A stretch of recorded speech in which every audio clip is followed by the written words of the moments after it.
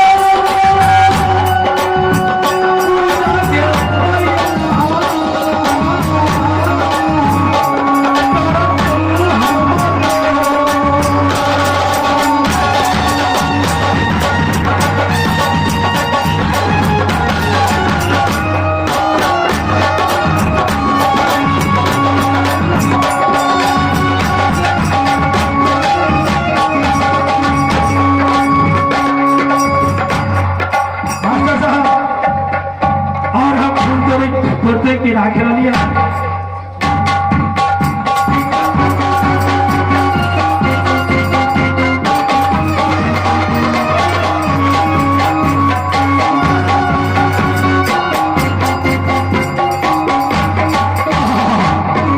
बहुत अच्छा, माँ का एक कमल का फूल बहुत श्रृंगार में अच्छा है, मैं इसका लेके जाऊंगा। देखिए एक फूल का लीला, मैं उसके आगे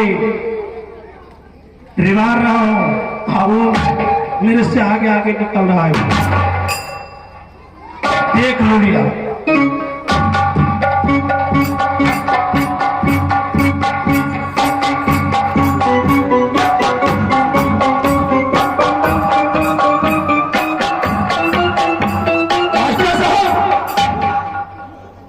बहुत अद्भुत का बात है, ये तो भर मुख पानी में चला गया। ये घाटा साइड भी जाए, सब पाप पिछले। ठीक है, जहां जाए।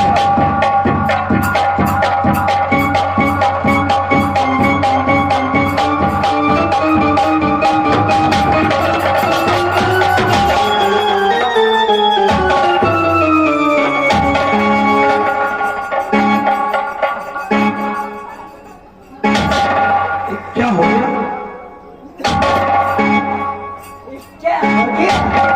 क्या हो गया? अरे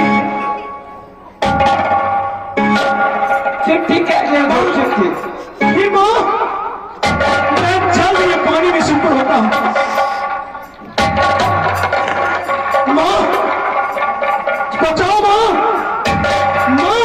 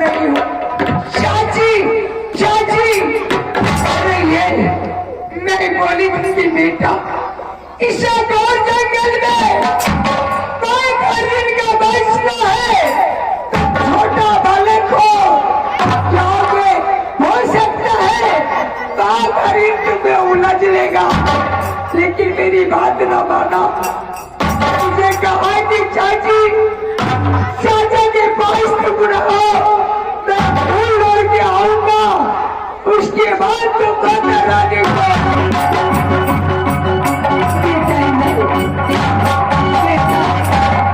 मेरे लाल बेटा बेटा इंदल क्यों नहीं बोलता है क्या तुझे हो गया बेटा चुलवा बेटा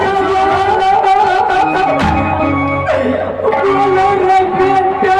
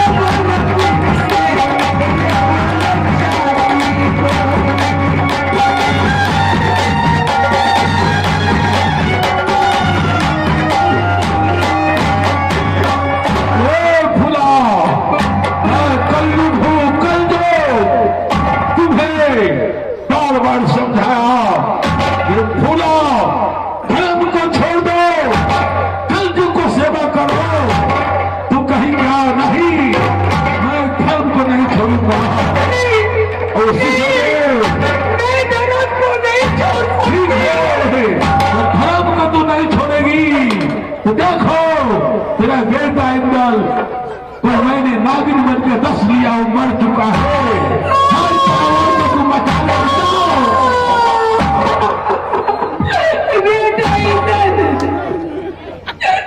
मेरे लाल मैं तुमको समझा रही थी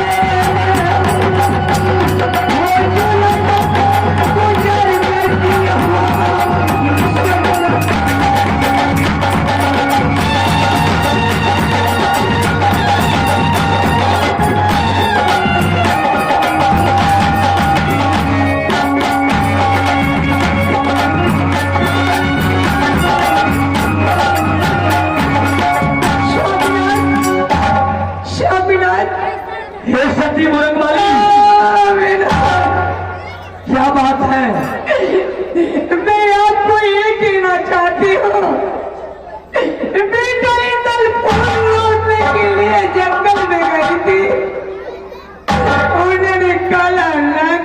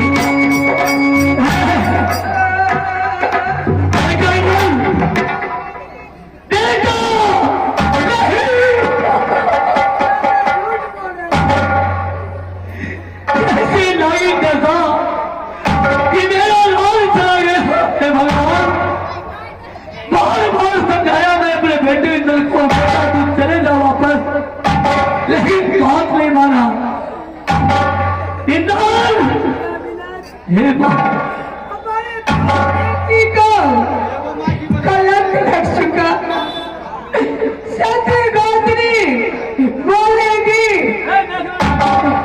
क्या कहेगी कि मेरा बेटा इधर चाचे की चाचा के पीछे गया, उन्हें जानबूझ के मार दिया। मैं अपनी माँ बहन को बोलूंगा कि आप लोग यही करें, बैठ जाओ वहीं पे, अभी नहीं बैठिएगा तो यहाँ से खेल खत्म कर रहे हैं, कल होगा। हाँ सर, नहीं देखो खेला तो ठीक से आशा जाओ अति से बंद करे। हाँ हाँ, आप सब बैठ जाओ, देखिए कितने खेल में जाना बुरा है। अगर आप सब जाना चाहे तो चल जाओ, नहीं तो बसिया अगना में कुत्ता फेंक दे। दर्शक आप सब बैठ जाओ, हर कितने खेल में जान छे जत्ता मसाले माता बहन छे, बैठ जाओ। श्रोता भगवान आप सब खेल में कितने जाना दिया आप सब ट्रेलर दिखाइए, फिल्म आ भी नहीं है जब वहाँ सब चलने में